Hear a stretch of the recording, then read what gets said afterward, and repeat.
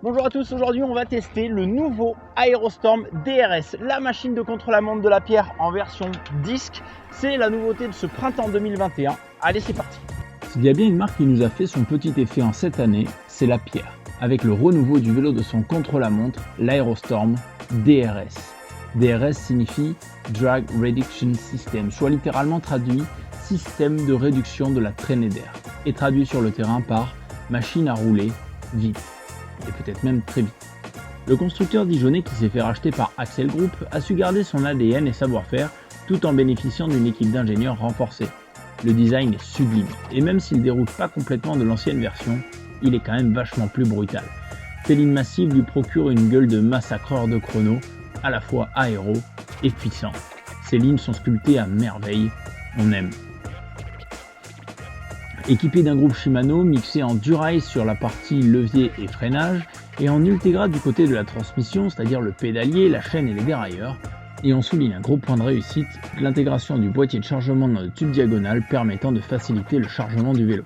Si on connaît la fiabilité et la précision des groupes nippons, d'un point de vue strictement pratique, Shimano n'est toujours pas à la hauteur du monde moderne avec un vélo que l'on doit rentrer dans la cuisine de son T2 pour le charger et ce manque d'ergonomie suite à ce nouveau groupe 4 boutons qui impose un changement automatique de plateau là où on aurait juste aimé tricher en croisant un peu la chaîne pour relancer 150 mètres et bim badaboum, on se fait changer le plateau, la cadence est chute et on se prend 20 secondes dans les dents en 100 mètres. Du côté du contact au sol, c'est Continental qui a remporté le partenariat de Monde des Gommes avec des pneus tubeless Grand Prix 5000 efficaces et tendres comme on aime. En descente, ça peut aller vite, ça peut virer fort et surtout le plus important, quand on casse la fibre des pattes, on sent que ça transmet tous les watts par terre. Le tout monté sur une paire de DT Swiss Carbon tubeless, les arcs 1100 avec 80 mm à l'arrière et 62 mm à l'avant, ce qui vous permet à la fois de l'aéro mais aussi du pilotage. Bref, le look est vraiment réussi, c'est esthétique, c'est que du haut de gamme et cerise sur le gâteau, la pierre sort cette machine de guerre à moins de 7000 €, soit aucune équivalence de montage chez la concurrence à ce prix. Comme leur slogan c'est envoyer des watts et l'Aerostorm s'occupe du reste, on a voulu tester ça, on a pris notre meilleur équipier et on est allé sur le parcours du 73 du Pays d'Aix.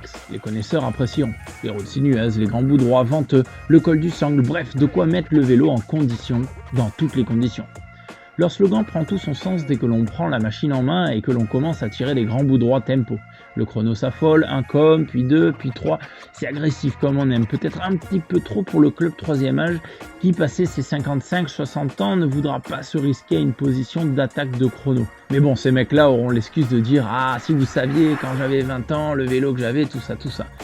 Et en plus d'être un vélo aéro sur le plat, son poids assez léger lui donne l'avantage favorable sur un parcours vallonné ou grimpant, notamment face à ces nouvelles machines qui pètent la barre des 9,5 kg. Et donc, une fois arrivé dans le col du Sangle, certes, c'est pas un vélo de route de montagne à 6 kg, mais c'est pas non plus une poutre de poids lourd comme on commence à nous en sortir à tous les coins de rue.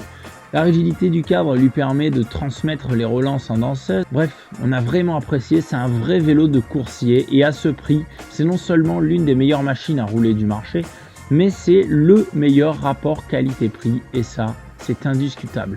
Du côté des notes, pour le design, on donne un 4 sur 5. On aurait aimé encore un petit peu davantage de design aéro, mais c'est juste pour faire les chiants et taquiner le service développement. Du côté aéro et dynamique, on sait que l'aéro a été bossé en tunnel avec l'équipe Groupama FDJ et on sent que les mecs qui appuient sur les pédales ont dû plier du manche parce que ça ne bouge pas et ça, c'est vraiment top. Du côté du confort, la position elle est un petit peu exclusive. Si on est là pour la performance, c'est bon, mais si c'est pour se trémousser à 30 ou 35 de moyenne, vous n'êtes pas concerné par cette machine de guerre.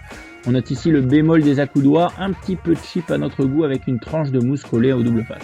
Du côté du poids, on donne un 4 sur 5. C'est un vélo très bien équipé et pas lourd du tout, qui pour les passionnés de light pourrait être encore un petit peu amélioré avec un pédalier tout carbone, des roues ultra light et en jouant sur des petits détails qui permettraient de faire encore chuter le poids du vélo. Du côté des wheelings, on s'est dit que vu l'aéro, c'était peut-être un coup à claquer un chrono dans le pump track, mais en fait pas. Et du côté du gravel, les pneus en section 25, ça passe partout, enfin sauf à pas mal d'endroits, donc en fait ça n'a aucun sens de rouler avec ce vélo en gravel.